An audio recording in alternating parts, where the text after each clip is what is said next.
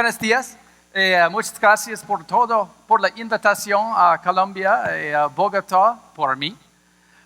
Mucho gusto. Desafortunadamente, that is the end of my Spanish. So from this point on, we're going to switch over to English. It is such an honor for me to be able to come and join you for this innovation conference today. You know, I had a really interesting chance to be introduced to Innovaction in Colombia yesterday. Unexpectedly, I had an opportunity to talk to Manuel Jose Carvajal, who is just retired as VP of Innovation at Grupo Carvajal SA. And we were talking on the phone, and this was just kind of a spontaneous conversation. But Manuel Jose, he gave me the perfect opening line for what I want to share with you today. Because as I was talking to him, he said the following. He said, Daniel, you have to understand that here in Colombia, we have lots of innovation tools that are now available to us. But what we are missing is the ability to see the big picture. I realized there could be no better introduction for what I would like to share with you, because what I believe that if we're going to look at the big picture, we're going to look at it with a picture. It's not words, it's a picture. And this is a process, this idea of visual thinking, that I have been blessed to have the opportunity to share with organizations around the world over these last 10 years. And what I really wanted to share with you is a story. I thought the best way to begin would be to tell a story about pictures. So, about 5 years ago now, I was invited by the Boeing Aircraft Company, which is located up in Seattle, in the northern part of the United States. I was invited to come up and do a workshop very similar to this for a half day with the project managers that are overseeing the development of the new 787 Dreamliner. This is the brand new airliner. It's all composite construction, fabulous. Probably the most complex machine that has ever been mass produced. So when I'm there at Boeing, it's already looks to me to be crazy what they're doing. They explained to me it's even more complicated than I had thought, because it turns out that the 787 is built in 17 different countries by people speaking 12 different languages at the same time. So for example, if we look at this picture, anything that we see here in light blue is built in the United States. Anything that we see in green is built in Italy. Anything that's in yellow is built in China. Anything in red is built in Japan. The cargo doors are built in Sweden, the wingtips are built in South Korea, etc. So I have a question for them at Boeing. I'm saying, wait a minute. How is this even possible when you have all of these people that are speaking literally different languages that are each manufacturing one component that's going to be sent back to Seattle, and they're going to fit together within tolerances of millions of a centimeter? How is that possible when none of these people speak the same language? And the Boeing people said to me, oh, that's easy. It's because every aspect of the design and the construction and the maintenance and the building and the mechanics of this machine is communicated through pictures. What Boeing had actually done is developed an entire global communication structure and the tools and software to support it. So no matter what language I speak, whether it's Chinese or Korean or English or Italian, when I have a problem, when I want to represent my idea to one of my colleagues around the world, I formulate my question in pictures on this network, and then my colleague around the world is seeing exactly the same pictures as me. And there is no language gap anymore, because the language of pictures is absolutely universal. And the really amazing thing is that in the end, it actually works. The machine flies. It's incredible. So on a side note, I used to love telling this story because it is the best visual problem-solving story ever. However, for anybody who's interested in aviation or the business of aviation, which is a very, very big business, 2 years ago, as the first 787s were being deployed in Japan on their first operational flights, they didn't work. Fires were breaking out on board this brand new machine. 2 occasions, the airplanes have to make an emergency landing. This is a disaster. This is a really, really big problem. And I just want to give you a sense of how big is this problem. Let's put some numbers to this. You could go tomorrow and buy a new 787 Dreamliner, this airplane. You could buy one if you wanted. The price is $200 million. Okay? US dollars, $200 million. If you have $200 million in your pocket, you can go and drop it and buy one of these. Okay, now the reason the 787 has been so successful, most successful new aircraft launch in history, because 996 of them, so let's round it to 1,000, 1,000 of these aircraft were sold before it had ever flown. Now we begin to see how big is this problem. If this machine is catching on fire and cannot fly, this is a really big problem. This is now, let's add the zeros up here, this is a $200 billion problem. This is the kind of problem that brings global economies to a stop. Boeing has to fix this problem. I mean, does Boeing just say, oh, too bad, we'll go back and we'll build another one? No, they say we have to fix it. So what Boeing started to do is release information online about what they were doing to solve this problem. And along with that information, they released many photographs. And I love this. I want to share some of them with you. These are some of the photos from Boeing. So this is what was happening. The reason why the planes were catching on fire is the batteries. There are two of these batteries. They look just like this that are on the plane, and the batteries were catching on fire. Now, this is what the battery is supposed to look like, but on two occasions, this is what it looked like. Do we see the problem? We do. Okay, but we're not going to let this problem, we have to fix it. So then Boeing put out some more photographs, and I really love this one. This is what Boeing called the Tiger Team. These were the gentlemen who were given the job of fixing this problem now. Fix it.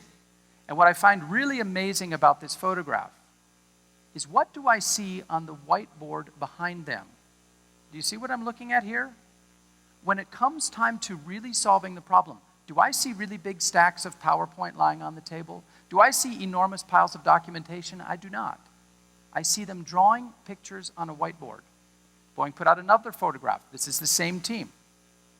This, and you know this, I know that you know what I'm talking about. When we really need, right now, stop what we're doing. We have to fix this thing. What do? We go back and we start to draw things out. What is the essential idea that I'm trying to convey? What picture would I draw to show it to you? And let's look at some of the pictures that these engineers at Boeing were drawing. So here we have the aircraft. The batteries that we're talking about are located in two places, one under the cockpit and one at the root of the wings. Now, the battery itself, we showed you that blue box a minute ago. For any of you who have an iPhone or an Android or a Windows mobile phone, the batteries that were catching on fire are exactly the same as the battery you have in your iPhone. Lithium oxide battery. It's exactly the same technology. In that big blue box that we saw, it's as if they just packed many, many, many of our iPhones next to each other. Picture number one. This picture the engineers are drawing. If this cell overheats, catches fire, what's going to happen? Well, it's clear. Every other cell is going to catch fire as well because they're packed so tightly together. So the engineers say, visual solution number one, let's make the box bigger and put more space between each of the individual cells. Then, if one of them overheats, it will not cause the others to overheat.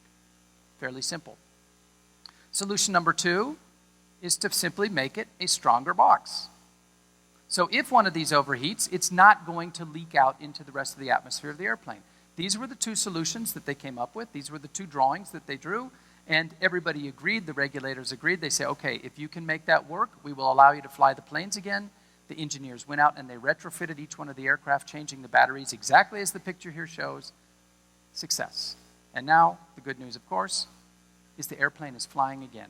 And the $200 billion problem has been avoided. Because they drew pictures. We've seen it today already from Claudia and Diego. Pictures. They don't only help us communicate, but they help us think.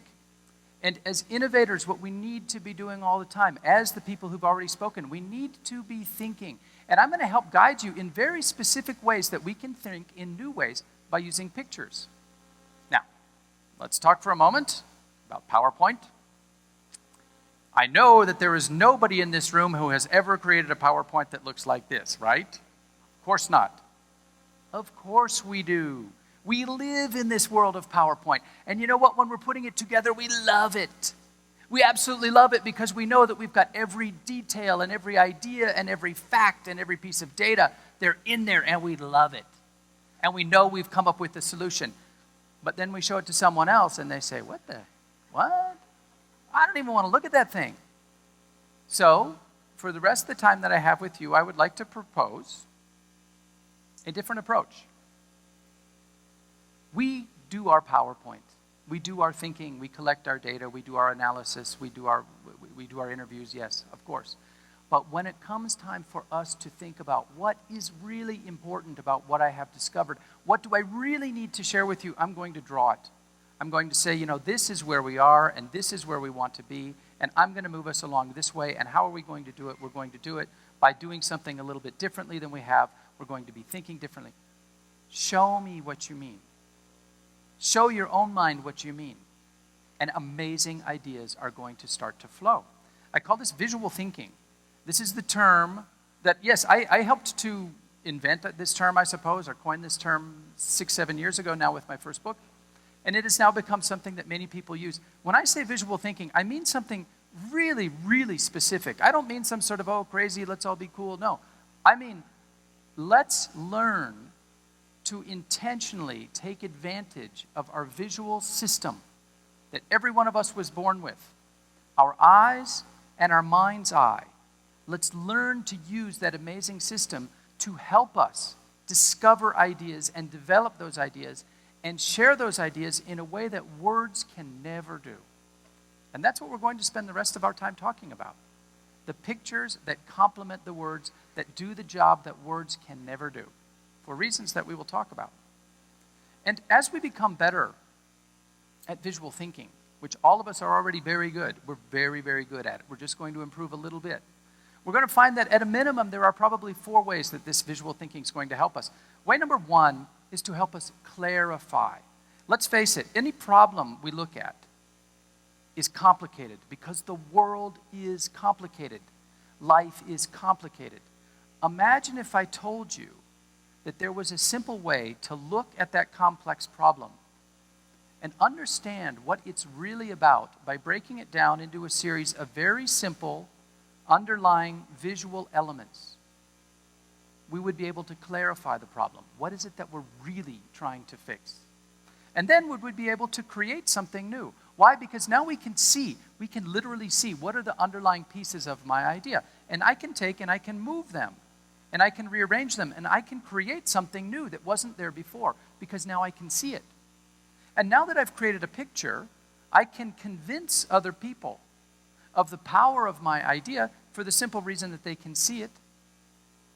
And then, because I can convince them, I can compel people to take action for the simple reason that they now see, literally see, what I've been asking them to do. It's amazing what we can do. And we're going to be able to do all of that not by drawing hundreds of pictures or by becoming really talented artists. Forget all that. What I'm going to share with you for the rest of the time that I have is we can explain to ourselves and to anybody else any idea that we've ever had in the world with just 6 pictures. I will prove to you why this is so. We will explore a little bit of the neurobiology of how does this miracle of vision actually work. And by understanding that, we will be able to take advantage of that system and use it in an incredible way by just drawing 6 simple pictures. So look, here is the summary. Everything that I'm going to share with you for the next 45 minutes, I'm going to summarize it right now. Look, we can solve our problems with pictures. We can solve our problems with pictures. It doesn't matter what the problem is. The problem, it could be an innovation problem. But to be right up honest with you, it could be a mechanical problem. It could be a financial problem. It could be a human resources problem. It could be a leadership problem. It could be a personal problem. Any problem that we have the ability to articulate with words, I know that we have the ability to articulate infinitely more clearly through the pictures. And the pictures are simple. If we can draw the most basic things, we will be able to draw a picture of any idea. What I'd like you all to do now, I think most of you have a little notebook in front of you. Everybody should have a notebook in your bag. I would like you to pull out this notebook, and I'd like you to pull out some kind of a pen, because I'm going to ask you to draw along with me for the rest of the time that we have, just a little bit. And there will be no exceptions. I will be watching. I want everybody to have their book and to open that book to a blank page, and we're going to draw. I want you to pick a page. I want you to take a page, and the drawing is going to be very simple. I want you to do this. I want you to take a blank page and just draw me a circle on it. Go ahead and make it a big one. And, I don't care if it's a beautiful circle or an ugly circle. I just want you to warm up a little bit and draw us a circle. Can everybody do that with me? Does anyone need any help? We can do that? Okay, I want you all. I want to see some hands moving. I want to see us just drawing a big old circle on a piece of paper. That circle is our brain. That's our brain. Now, I want you to take that circle and I want you to cut it in half. From top to bottom, I want you to cut it in half. And fill in half that brain. We're filling that in because the half that we're filling in represents the total capacity we have in our brain for processing visual information. It is estimated that probably around 45%, just slightly less than 50%, of all of the capacity that we have in our brain, in one way or another, is dedicated to vision. More of our brain is dedicated to processing vision than any other thing that we do. Orders of magnitude more than to processing auditory and words and things like that. Incredible. That's what we're going to take advantage of. So when people say to me, Dan, this sounds good, but I'm not an artist. I can't draw. Yes, you can, and yes, you are. All of us have the ability to become incredible visual thinkers just by getting started, and that's what we're going to do for the rest of our time. And as we do this, as we draw, we're going to find that we are in really, really good company with some pretty amazing people. Leonardo da Vinci, in my mind, probably the smartest person that's ever lived. Think about what Leonardo could do. Leonardo could design and build a cannon. Leonardo could design a fortress. Leonardo could design the first helicopter. Leonardo designed the world's first parachute. And Leonardo could paint the Mona Lisa. Wow. How did Leonardo think? By drawing and writing. Alexander Graham Bell, inventor of the gramophone, sound, as we begin to process it and understand how to communicate sound now. Coming up with an idea, you have to be able to draw out your idea. Words cannot describe it. Alberto Santos Dumont, I don't know how many of you know the name, gentleman from Brazil. First person to fly a motorized aircraft. Before the Wright brothers flew, Santos Dumont had left Brazil and had gone to Paris, and he had drawn his machine. If I'm going to try to create an idea, I have to be able to draw it out. It's not enough to be able to talk about it. Very, very successful. Thomas Edison. If I'm going to invent a light bulb, I have to be able to draw out my idea. Botero. If I am going to try to think through my idea, I have to be able to draw out my idea. Before the painting comes the drawing. What is the idea that I'm trying to get out of my head? I'm going to put it on a piece of paper. Words are great, pictures are better. Interesting woman, not known. She should be well known. Donella Meadows, an American woman in the 1970s, working at Massachusetts Institute of Technology. She was the inventor of what we now call systems thinking. The idea that we could create computer systems that could model out very, very complex environments like global climate change, population growth. She invented these systems by drawing. And her drawings are very simple. In fact, she based the entire model of systems thinking on a very simple idea. She called it the bathtub model. The bathtub model, like where I take my bath. Because she said any system can be modeled out if we assume that at the middle of it there is a reservoir, a kind of a bathtub that contains some sort of resource. That could be water, that could be gasoline, that could be electrons, that could be energy, it could be ideas, it doesn't matter. And there's always a valve coming in, and then there's a valve going out. And there's a source of that material that I regulate through the valves coming in, and then there's a source that it's drifting off to as I'm regulating it going out. And if you just take those simple pieces and start to layer them, it's possible to come up with a model of any system whatsoever. And this guy, Gabo, I looked up a quote from him this morning. Gabriel Garcia Marquez, how did you learn to write? Look what he says, by drawing. By drawing cartoons. Before I could read or write, I used to draw comics at school and home. How do you learn to write? I draw. Well, why is it then in school that the moment we start to learn to read and write, they say stop drawing? I hate to say it, but that's the stupidest thing you could ever do. The moment that we learn to read and write, that is the moment when you say draw more, because that's when the two start to complement each other. Guillermo del Toro, same idea. I don't know how many of you have seen any of his movies. Pacific Rim is one of my favorites. The same idea. I cannot communicate unless I'm able to draw out my idea and write about it. And a guy who's been mentioned several times already, I didn't know this, Steve Jobs. You want to know what Steve Jobs' real secret was? He had many. He understood that when he wanted to run a meeting, the picture was going to be the critical piece of the meeting. What Steve Jobs would do, he would think through, okay, I'm about to have a meeting. I want my team to do something new, launch a new product, launch a new service, whatever it is that we're going to do. And he would say, what is the one simple drawing that I will make on the whiteboard that will communicate the essence of my idea? And he would practice it, and then he would go in there, and maybe it was a timeline, or maybe it was a very simple sort of target drawing. That would become the way that you lead the meeting. Give our audience the drawing that explains exactly what I want to talk about in a way that they can see. And that's what we do. Look, there is a kind of an unwritten rule about why does visual problem solving really work. And it goes something like this. I think of it like this. Whoever best describes the problem, this person or this person, whoever best describes the problem is the person who will solve the problem. The example I like to give is this. Imagine if someone came running into your room and said, oh my gosh, it's a catastrophe, the world is falling apart, it's terrible, give me money to fix it. I'm hoping that you would say no. But imagine this, if the same person came into your room and they said, look, we know there is a problem, and I have started to use my pictures to understand what are the pieces of that problem. And it turns out, as we know, that we have these particular customers or constituents or people that are working. And as we know, they're all working through this particular mechanism or process or interface or system or whatever it is. And the outcome is always this, which is not what we want.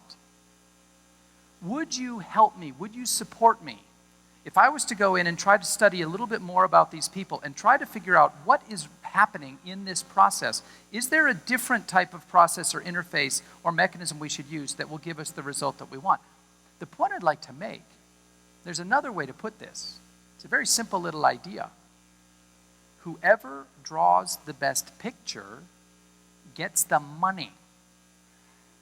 Whoever draws the best picture gets the money. It's not something that we see very often, but that's only because we don't draw very often. But when we do, we win. And I don't mean to be blunt about it, but let's make no mistake. If we are trying to convince someone of our idea, if we're trying to convince someone to take action, if we're trying to convince someone to give us money in order to continue our project, the person who draws the best picture is the person who's going to win. There are lots and lots of examples. I'm going to show you some more. But why is this so? Why is it that we're so good with pictures, but we tend not to think about it? Well, let's go ahead and look a little bit at the human brain. In reality, we are of two minds. I'm assuming everybody here is familiar with this idea of right brain and left brain thinking. Is everybody familiar with this idea, right brain, left brain thinking? So it turns out that there is some scientific basis behind a lot of the theories, but there's also a lot of sort of popular psychology stuff over the last 15, 20 years that has emerged, which is not very real. So let's look at some of the facts for a moment. Every mammal, including humans, has basically the same sort of brain architecture. And if we were to just look at a human and we were to say, this is our spinal cord, this is our backbone, our spinal cord, at the top of that, we have something called the brain stem, otherwise known as the reptilian brain, the most anxious part, ancient part of our thinking system. And this is true of all mammals. And then around that, we have something called the limbic brain, which appears to be where we have most of our sort of emotional processing. Here we have very, very rapid reactions: fight or flight, run, engage. And then around that, we have, well, what do I feel about it? Do I love it? Do I hate it? Does it scare me? Does it attract me? And then all mammals have around that the big part of the brain, which is called the neocortex. And when we think about the human brain and we're thinking about the gray part with all the folds on it, what we're actually thinking about is the neocortex.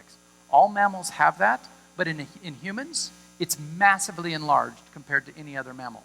Those are all facts. Let's look at some more. If we were to look at this and sort of rotate it and now look at the brain from the top down, we would see that the neocortex is broken into two pieces. And they are completely separate. They operate completely on their own, the right side and the left side. Now, it is true that they're connected at the back by a massive bundle of nerves. This is called the corpus callosum. This is the part that connects them. But what, in fact, we have in our head, it is as if we have two engines running all the time. We don't have one, we have two. Now, why might this be? There's no reason for it. Why wouldn't one engine be more efficient? Why would we need two? So the latest sort of bioevolutionary theory goes something like this. Imagine our most ancient ancestors, millions of years ago, out there on the African steppe, on the African savanna. And let's draw the horizon out here. So this is the horizon, far out there on the edge.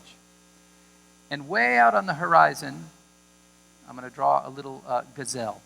Okay, a little gazelle, the bouncing deer. So there we have the world's ugliest gazelle right there. But I don't want you to get too attached to that gazelle because we're going to eat it. Because that little gazelle is lunch. If our tribe is going to survive, we need to catch that because we need to eat it. So that gazelle is very fast. So clearly, it would be beneficial to us if we're going to catch it, which we can do. But if we can keep 100% of our attention on that one distant point on the horizon, as long as it takes us to run it down. Because the moment we look away, we're going to lose it. So we need to keep 100% attention focused on that tiny little point on the horizon. But if all of our attention is focused out there, we're going to totally miss the lion, this ugly lion that's behind us, that's going to eat us. So now all of a sudden, we've got two tasks that we need to do at the same time.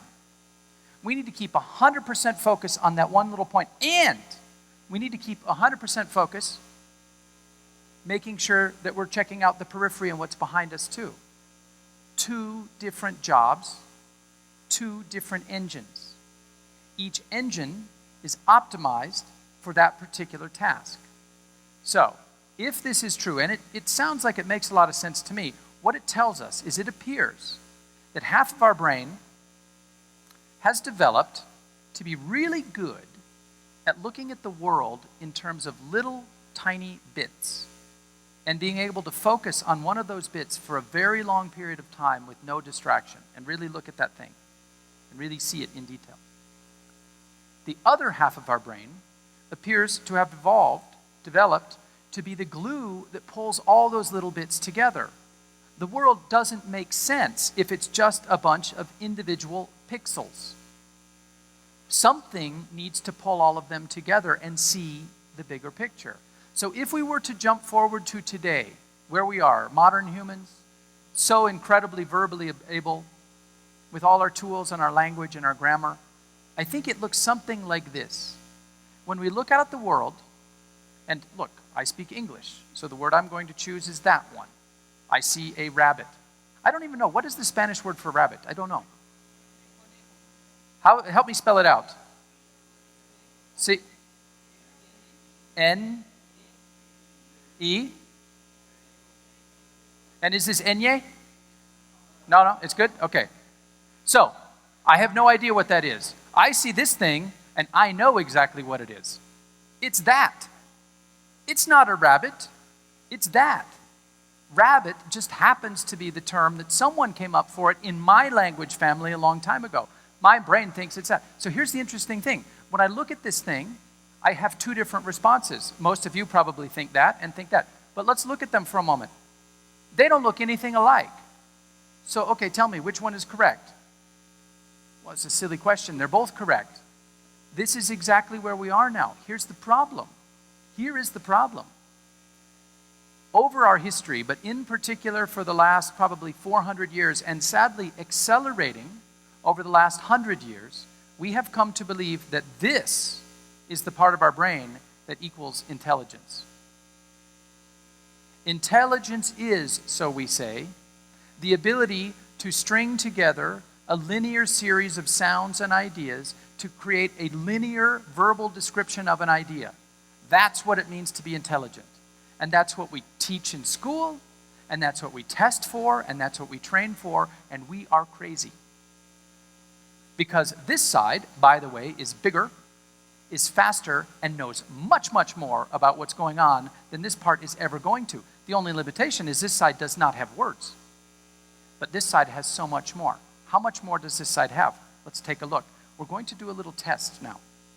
Simple little test. I don't want anyone to panic. You're not going to have to write anything down. All that's going to happen is I'm going to show you a series of 30 pictures.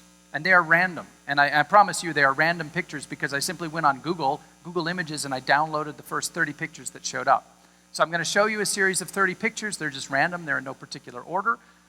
I don't want you to try to memorize them. You won't have time because we're only going to look at each picture for about a quarter of a second, really, really fast. So I don't want you to write anything down, no memorization. I want you to just look at the screen, and here we go.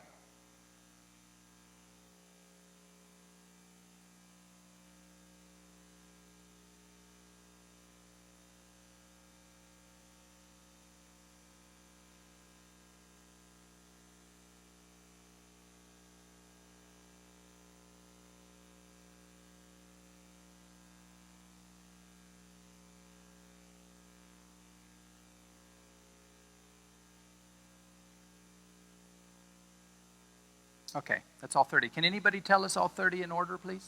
Anybody? Of course not. It's a silly question. So I want us to forget that for a moment. And what I want to spend some time on now is talking about the power of vision. What do we actually mean when we talk about visual thinking? And here's the quote. I give this to you. This is the quotation. If any of you ever want to go back to a client or back to your school or back to your business and say, I want to give you the numbers, here they are. Dr. Leo Chalupa is a gentleman, he used to be the director of neurobiology at University of California at Davis. He's now moved to George Mason University in Washington, D.C. Dr. Chalupa and his team, they literally are the people who wrote the book. They were the ones who wrote the textbooks on the vision neurosciences. So for anybody who decides to go to school and try to learn neurobiologically how does vision work, you will be reading Dr. Chalupa's book. I asked Dr. Chalupa to review my own work, and he said, yes, this is really intriguing. There's a lot of validity here.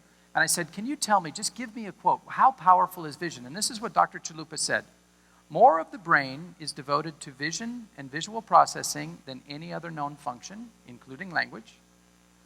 More neurons in the human brain are involved in vision than is the case of all other sensory modalities combined. More of our brain is dedicated to vision and processing vision than all of our other senses combined. So if we think about what the brain does, we're looking and we're seeing, and we're looking and we're seeing. Yes, we're doing a lot of other things too. We're loving, or we're swooning, or we're hating, or we're doing, or we're talking, or we're eating, we're breathing. But more than anything else, what we are really doing is we are looking and we are seeing, and we are making sense out of what we are seeing. So we could make the argument, and we would be right, that basically, by virtue of being human, we are essentially walking, talking, visual processing machines. Think about it like this. The organ in our body that consumes the greatest amount of energy is our brain. More of the calories that we eat are going to support our brain than to any other thing that we do. More of our brain is dedicated to vision than any other thing that we do. You see where I'm going with this? The fact is, we wake up in the morning and we open our eyes, and we begin to see the information around us. We tend not to think about it. It's very unconscious for most of us. But yes, the sun did come up, or there's clouds outside. And then we start to move through our day, and we are constantly distracted by the things that we see. They're trying to get in and make sense. And sometimes we see something, a shape or a color, which is so magnetic to us, it completely captivates our attention, and we'll fall in a hole or something. That is what the power of what this visual machine is doing. What's really interesting is that the visual mind never sleeps. All of this capacity we have for processing vision is working all the time. Has anybody ever had a dream? Anybody in here ever had a dream? Of course we dream in color. The same visual system that is at work right now as you're looking at me and looking at the screen is the same system that's working when you're asleep. Instead of generating thoughts from information coming in, it's generating the thoughts from information that you've already stored. But you're seeing it. Didn't that dream seem real at the time you were having it? The same visual system. So here's kind of a little trick for those of you that ever find yourself in a position where you're giving a presentation, or you're training someone, or you're trying to present something to a client.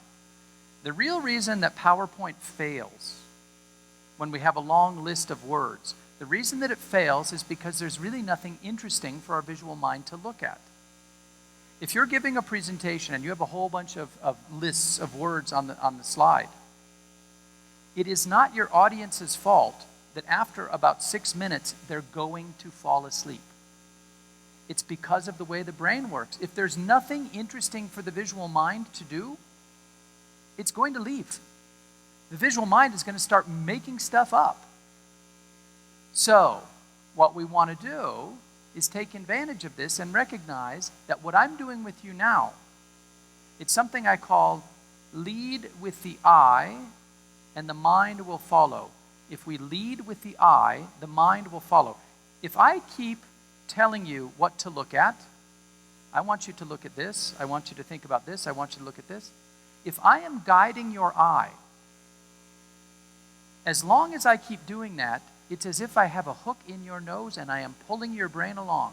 You will never be able to look away. And the moment that I just start talking for too long, the brain's going to start to check out. So then what I do is I say, look at me over here. Come back to this part. How do we? Who is this dog? Let's take a look for a moment at how vision works. This is really, really cool. The way we're going to do this is by looking at some more pictures. So I'm going to show you now a series of 4 very simple little drawings, just like this. We're not going to talk about them. I just basically want you to look at them for a moment. And do we all see that there are some things in this picture? There are some things in this picture, yes? Okay. This is picture A. Now I'm going to jump ahead. I'm going to go to picture B. This is picture B. I'm going to go back and forth many times because I want us to see the difference between, back to picture A now. This is A, and this is B. Do we all see that some things are changing? From A to B, some things have moved, right? So this time, I want us to go back one more time. I'd like you to ask yourself one question. How much time do you think is passing between this picture A and this picture B? How much time between this picture and this picture, more or less? Anyone? How much time? Second, 6 seconds, some number of seconds, okay? So let's go on to the next picture now. C.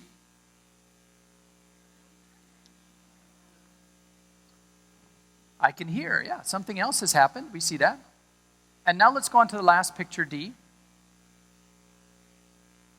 Something else has happened. So let's ask ourselves the same question. Let's go back for a moment. Same question. Between this picture and this picture, how much time do we think has passed? Hours, exactly. Now, how do we know that? Because we said all of that. We didn't say a word about what was going on in those pictures. This is how vision works. What we just looked at. Let's go back and look at those 4 simple pictures for a moment. And let's look what's not in them. There is no color. There is no shadows. There are no fancy three-dimensional effects. Anybody ever worked in PowerPoint and in some sort of desperate hope that you'll get someone to look at your slide, you put all kinds of eye candy in it and make it bright colors and rainbows and shadows? That's desperate. We don't need it. What the visual mind is looking for is it's trying to make sense. It's trying to get meaning out of what it is seeing. That could be bright and colorful, or it could be as simple as this. What the visual mind is optimized to do is draw meaning out of images. And we do that in a very specific way. So when we are looking at those four pictures, A, B, C, D, it's actually like we're looking at a little sort of a scale model of how vision works. What we're simply doing here is mimicking what our visual mind does thousands of times a second, and we just slowed it way down. Because what's happening is we're looking at this, and immediately our visual system goes to work, and it starts to pull that picture apart in very specific ways. And it says, oh, look, there's a little girl, and she had a dog, and there are some birds, and there's a sun, and there's a boat, and there's a bridge. It's identifying those things. And then what it's doing is it's saying, oh, look, they're moving. The dog is moving over there. Well, why is the dog moving over there? Well, because it saw those birds over there. What are those birds doing over there? Thousands of times a second we're doing this. These little stories are emerging. And then what we do, very often, although not all the time, is we then create a verbal narrative to explain what we think we just saw. But I want us to understand that the verbal narrative that we apply to the pictures comes after the fact. We are actually drawing the meaning out before we start to put the words into place. So, what this tells us, a lot of time, money, and energy has been spent in the last several decades on trying to understand this miracle of vision. How does it work? Because it is fabulous. Turns out, vision, what is it? Simple thing. There is light out there. It's electrical energy in the form of photons. That's light. Those little photons come in through my eye, and they get some rapid fire processing done right on the retina, on the back of my eye, and then those electrical signals are sent into my brain. And out of that, I make meaning. I know where I am, I know how I'm moving, I know where you are, I know what I'm drawing, etc., all the time. Here's an interesting side note. It takes about 1/10 of a second, 1/10 of a second, in order for the signal to come in for our eyes and for us to process it. So just something that's interesting to think about. All of us are living our lives 1/10 of a second behind truth. Now, our visual system has adapted to try to make that not kill us. And that's why we have reflexes and reactions. And that's why often if we see sort of optical illusions where it looks like things are moving that they're not, that's not a bad thing. That's actually, we're seeing evidence of our brain that has developed to try to anticipate 1/10 of a second ahead all the time. So, we've got a lot of data out here. There's a lot of light. There's too much electrical signal for our brain to process it all the time. As amazing and big as our visual mind is, it's not enough. It can't do it. There's too much out there. So what our brain has done is it has developed to be really good at doing the best job it can in making sense out of information overload. There is too much signal, so here's what happens. Our visual system breaks the light down into 6 different work streams. For those of you with an engineering or technical background, 3 of those work streams happen in parallel. They're happening at the same time in different parts of the brain, followed by 3 more advanced steps that happen in sequence after. So you can break the entire visual magic down into these 6 things. We will go through each one of them, so you don't need to write any of this down because you'll draw a picture of this. But each one of those 6 is called a visual pathway. And we have been able to describe the distinctions between each of those visual pathways and know what they are looking for. Each visual pathway has one task. The signal comes in, go do this. And one of them is actually called the what pathway. Goes like this. Another one is called the where pathway. Goes like that. You combine those 2, you get something which is called the how pathway. And these are really the names. I mean, God bless the scientists, in this case, for calling things what they are. So we're going to actually look at these. The reason why I'm going to spend the rest of our time on this is because this is something that was the big breakthrough for me in my work, is something I call the 6x6 rule. And it simply says this: if it is true that we make sense of the world by breaking it down into 6 different types of visual information, it seems to me to be true that we don't need to know how to draw hundreds of pictures to draw anything. We just need to know how to draw 6. We draw the picture that is feeding each pathway exactly the information that it's looking for, and then we let our audience's mind stitch them together. 6 by 6. 6 ways in, 6 ways out. 6 types of visual information come in, 6 pictures we draw to reflect it. All we are doing is we're just passing them through. That tells us that we can't explain anything by drawing 6 pictures. And this is where we're going to spend the rest of our time now. So I'd like again to pull out your notebook and find a blank sheet. Don't write this part down. We're going to draw together in a moment, but I just want to give you a preview of where we're going to go. I'm going to share with you that it is possible to explain any idea you have ever had and clarify that idea for yourself or for someone else by drawing a portrait, a simple little set of stick figures, a chart, a map, a timeline, a flow chart, and an equation in sequence. If we can draw those simple 6 pictures of our idea, that idea will become clear to us and clear to anyone else that we show it to. Let's go ahead and draw. Enough of this theory. Find a blank sheet in your notebook. Draw me a picture of your idea. Right now, go. Impossible, don't. Here's what happens. This is where we panic. We say, oh, I'm not an artist. I wouldn't know how to draw it. You can, and I'm going to show you how to do it. The first thing we need to do when someone says, can you draw a picture of your idea? The first thing we need to do is not panic. Here's what we do instead, and I want you to do it along with me. In the upper left-hand corner of your piece of paper, I want you to draw a little circle, about so big. This is the way we start every problem-solving picture. We just draw a little circle, and then we give it a name. And in this case, I would like you to call it me. That's me. Now, what's happening is that when we start to think through an idea, we've been trained to overthink things.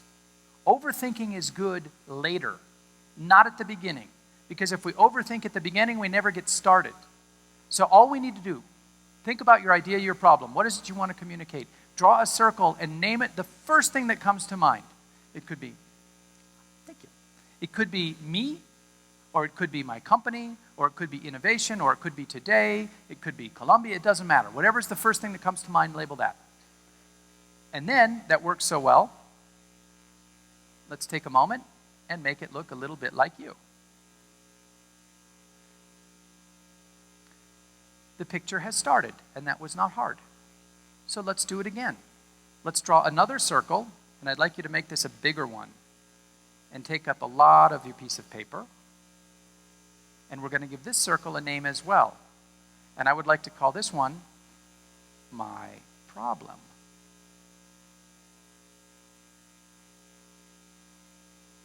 Now, a really amazing thing has happened.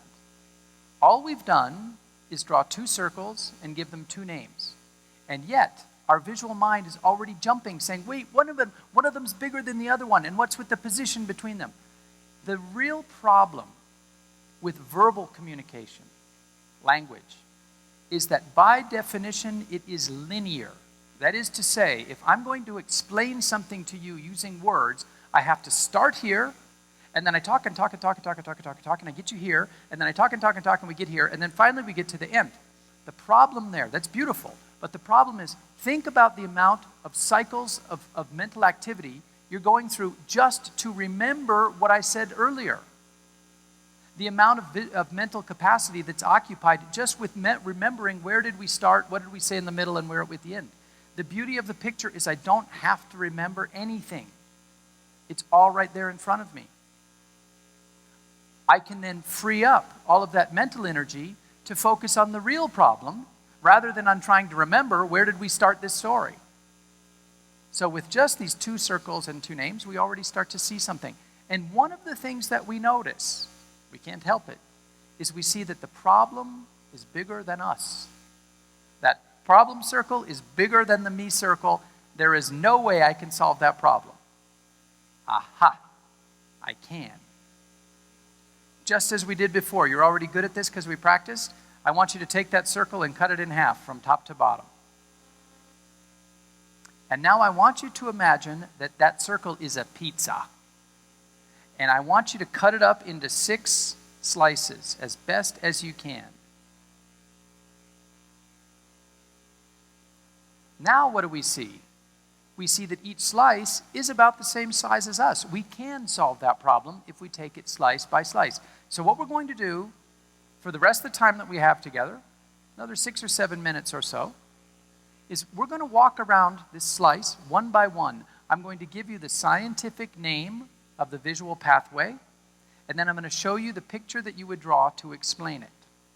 So let's start. In the first, I'd like you to write who and what. Or, of course, whatever the equivalent word would be in Spanish. Who and what. This is actually called the what pathway. The job of the what pathway is to simply look at the world and identify the objects that are in the world. So, when I was looking at this picture, a part of my mind was saying, there's a thing, oh, that's a girl. There's a dog, there's a boat, there's a plane. The job of the what pathway is simply to identify the things that are in front of us. So if I'm to hold this up in front of you, what is this? Okay, it's a bottle of water in English. In Spanish, what do we call this?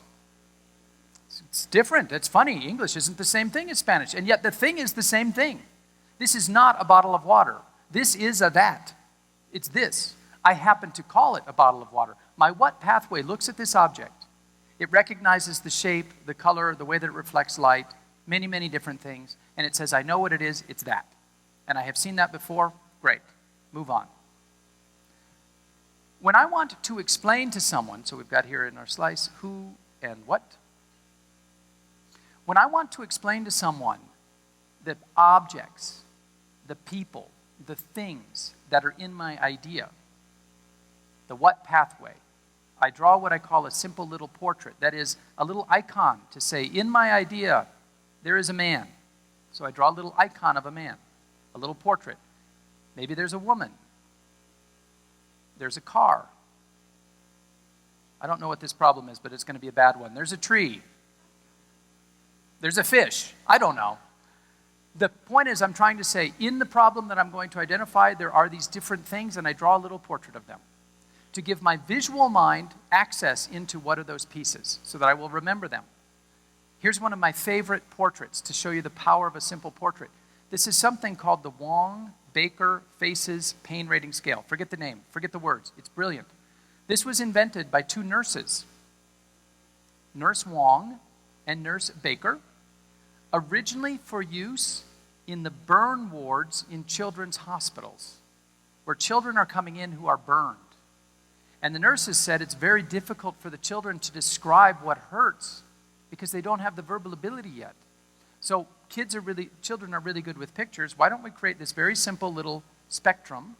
And what will happen is the doctor will show it to the child and say, I'm going to point to different parts of your body, and you point to the picture that tells me how bad does that part hurt. And here's the beauty of these little portraits. They're so simple. These 6 little drawings. The scale was so effective that it's now been used around the world in emergency care facilities where there's a language gap between the providers and between the patients, between the doctors and the patients. This little chart has been used in over 100 countries around the world. It doesn't matter where you go. It doesn't matter what culture, what language, what geography. To be human, every human looks at this and knows exactly what they mean. That is the power of a simple portrait. That's what we mean. Draw the simplest picture you can to allow the visual mind to associate to that object. Slice number 2 now. I want you to write in here, how much. This is the part of our visual mind that likes to count. It's a very different part than what's going before. So when we were looking at this drawing, what it does is it tends to clump things and then to try to make a very rapid-fire guess at how many of them are there, whether it's 2 or 3 or 5 or a lot. So for example, if I was to hold this up in front of you, we know what it is. Our what pathway says, oh, it's a bottle of water. But it also says, how many objects am I holding right now in this that you can see? How many objects? Okay, now how many objects am I holding?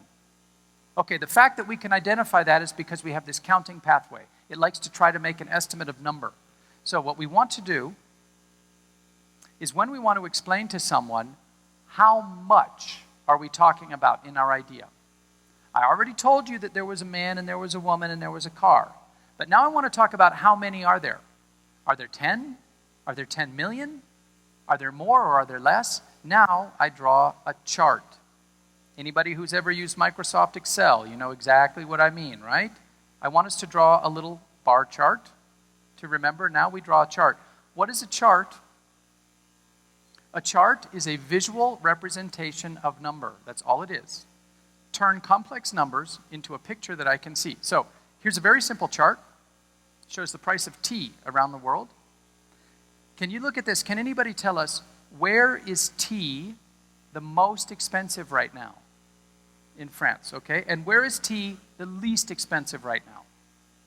In China. How do we know that? Because there are no numbers over here.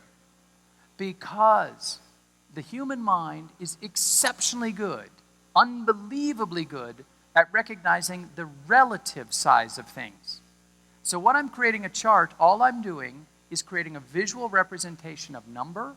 Most of us are not very good at numbers, but we are really good at looking at those numbers when they're represented pictorially. Slice number 3. I would like you to write in there, where. The where pathway. That's the name. The where pathway is actually the most ancient part of our visual system. This is the oldest part we have. We have this in common with crocodiles, reptiles. They have a where pathway. The job of the where pathway is to measure the distance between the things that I see and the distance between me and them. I do not know what those objects are. That was the job of the what pathway. All the where pathway does, it's very simple, is it's just saying how far apart are those things. That's all it does. So for example, we do our little drill one more time. If I hold this up in front of us, I say our what pathway says bottle of water, our counting pathway says 1, and our where pathway says 5 meters in front of me, 3 meters above me, and slightly to my left. When we want to explain to someone where are the pieces of my problem, we draw a familiar picture now. Now we get to draw a map. Here is my house. Here's the river. Here is the treasure, the buried treasure. Here's the secret path. I will tell you this, a map. This doesn't look like my house. My house doesn't look anything like that. And this does not look like buried treasure. The point of a map is not to show what something looks like, but to show where is it in relation to something else.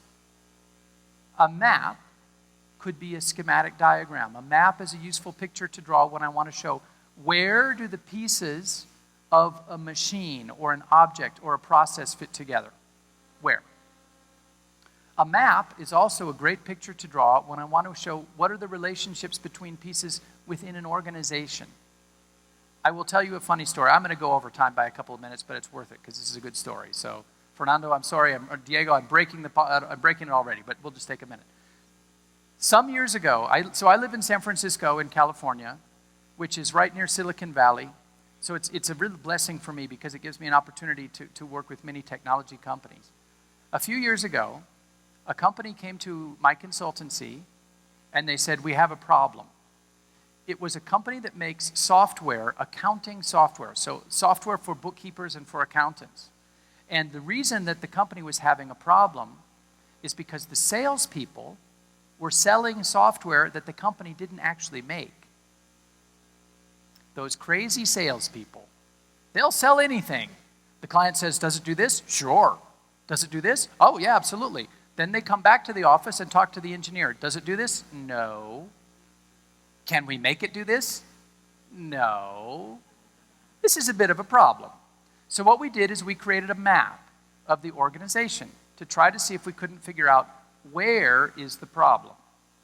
We're not going to point our finger and say, oh, salespeople, you're bad. Engineers, you're bad. No. Let's look at where they're located. We have the administration up here at the top, and they're kind of in their nice Capitol building.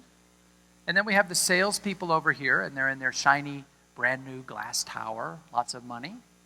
And then we have operations, which they told us is a total circus. So we drew it as a circus. And then we actually have the factory.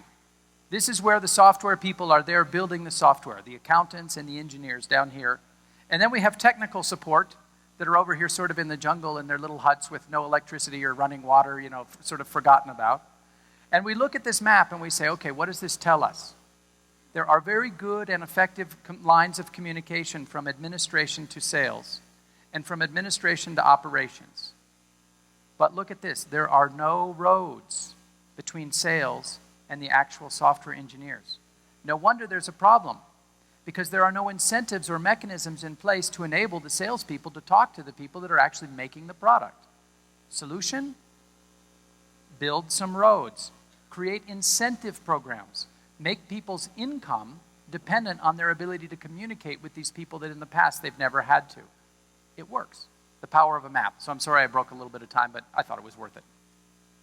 Now, what I'd like us to do is go on to slice number 4 now and write in here, when. Earlier on, I told you that 3 of these pathways are taking place at the same time in different parts of the brain. The what pathway, the how much pathway, and the where pathway are all taking place completely independently. They have nothing to do with each other. The brain's divided up the task, and each part's doing its job. Now, when we move into the next pathway, something really interesting is going to shift. Let's do the drill one more time.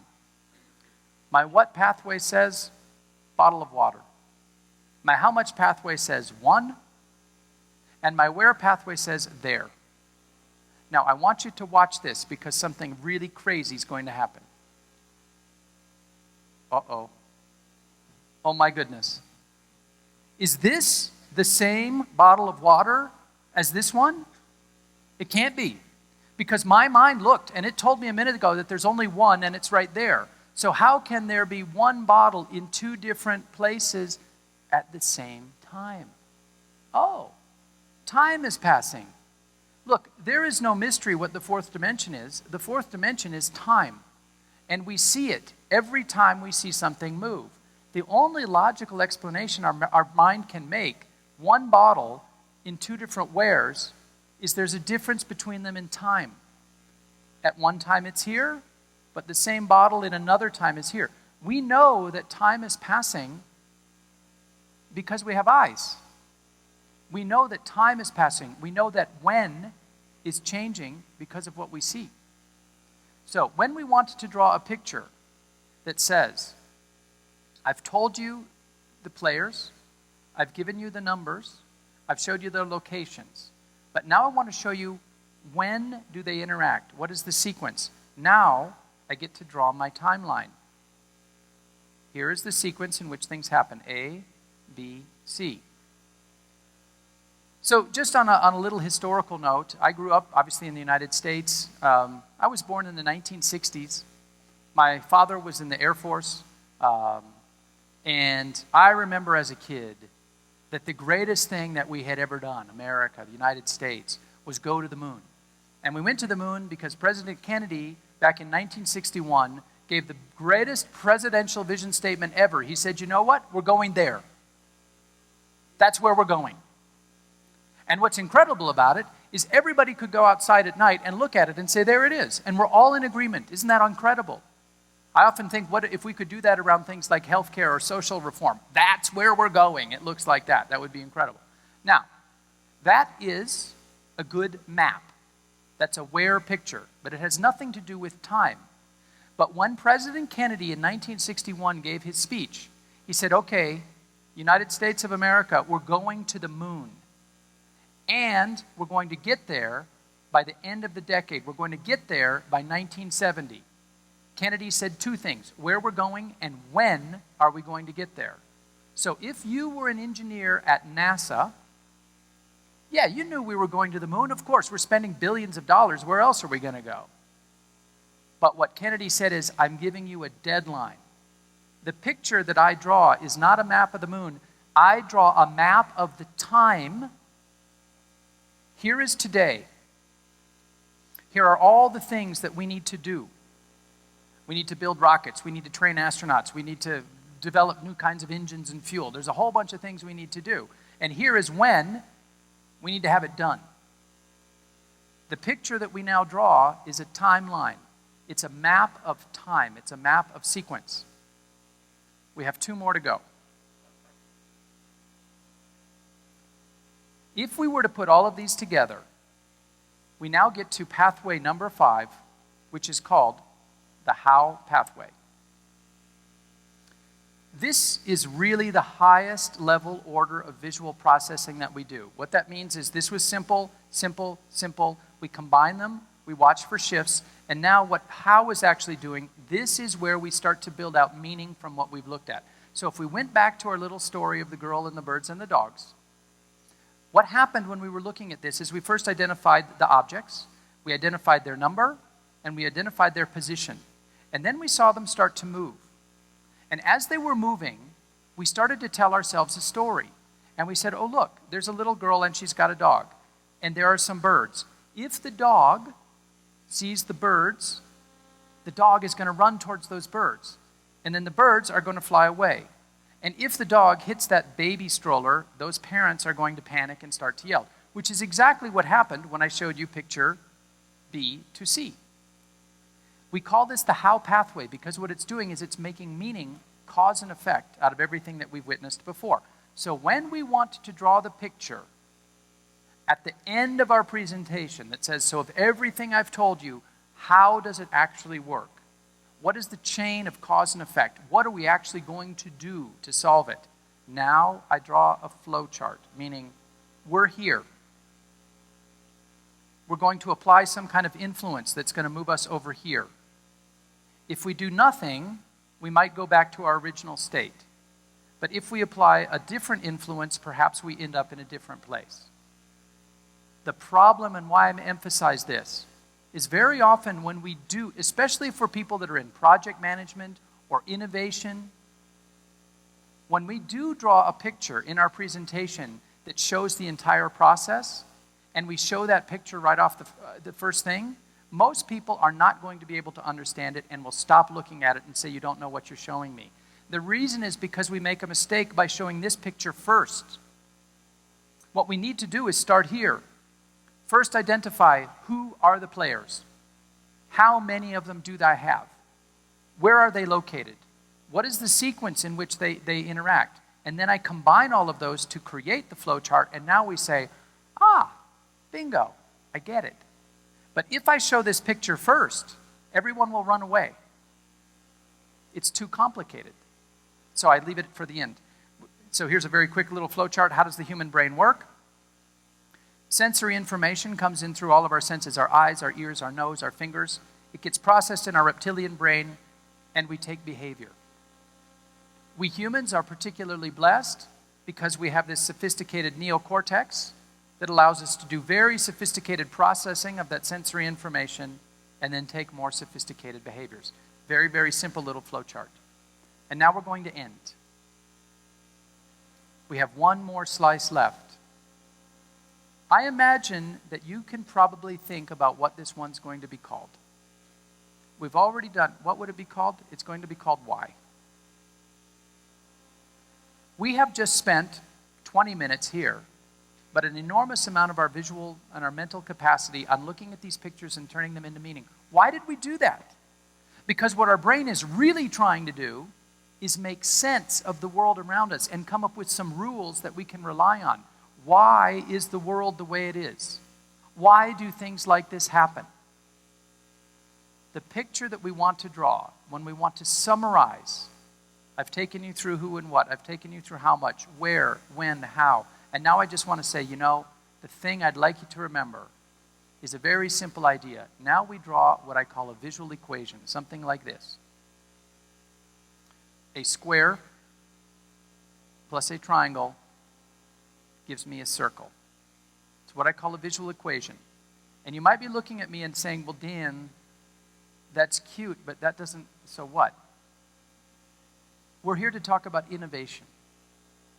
But the thing that, not even in Colombia, in the United States, What rarely people talk about is why do we need to innovate? I mean, why not just keep doing the same thing? What's wrong with that? It's worked up till now. Here's why. Here's why we innovate. Because let's say this square represents our business and how we act today. And we are really, really good at it. And we have made sure that our square is perfectly square. And we have shaved it down so that every corner is just exactly right. We have optimized our business. It's just unbelievable. In a formula, when we see a triangle, what does it represent? What does delta represent when it appears in a formula? Change. It represents change. This is just to remind us that we live in a world which is constantly changing. And what this little formula tells us is if we want to acknowledge that fact, we cannot do what we do now and assume that the outcome is going to be the same if the world in which we're doing it is different. Because I'll tell you this, a square plus change does not equal the same square. It equals something else. It could be a circle.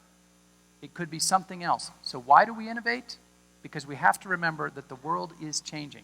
And there's a very little simple equation for any of you who have innovation consultancies. You can spend 3 hours with your client just working through all of the jobs you can get from this. Let's do an analysis of how optimized your business is. Let's do an analysis of all the types of change that are coming at you and how rapidly they're coming at you. And let's do an analysis of where your business would be after we thought about those things.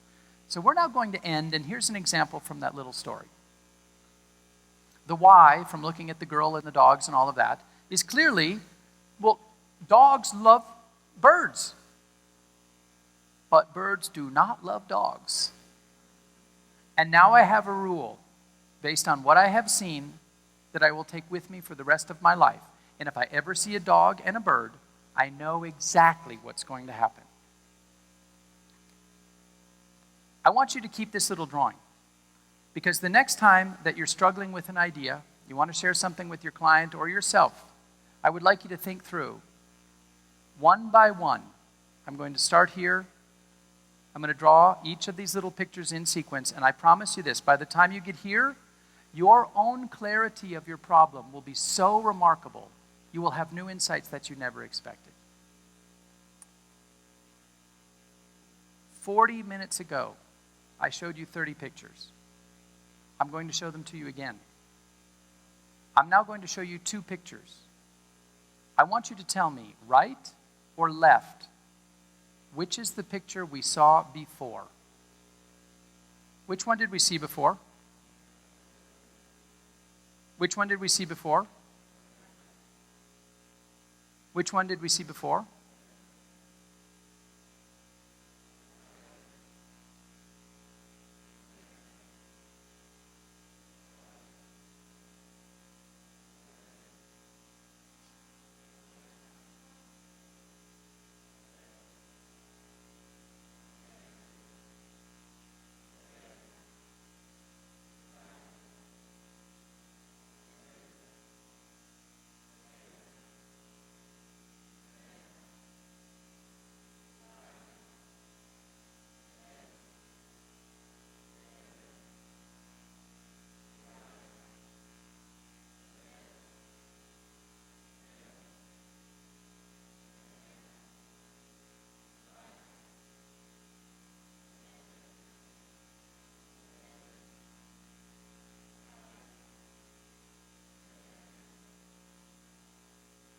A 100%.